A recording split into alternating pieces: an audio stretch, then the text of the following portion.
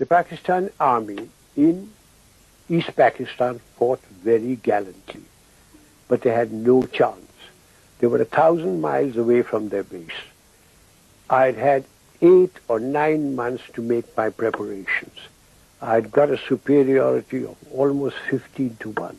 They just had no chance, but they fought very gallantly. Is it in fact true that there was a young Pakistani captain, Ehsan Malik, who defended his garrison so stoutly at Kamalpur that in fact you sent him a personal letter? That's quite true. And we tried to capture a place called Hilli, which he was defending, and we tried very hard and we didn't succeed until about the 3rd attempt. And he fought gallantly, and I did send him a personal letter.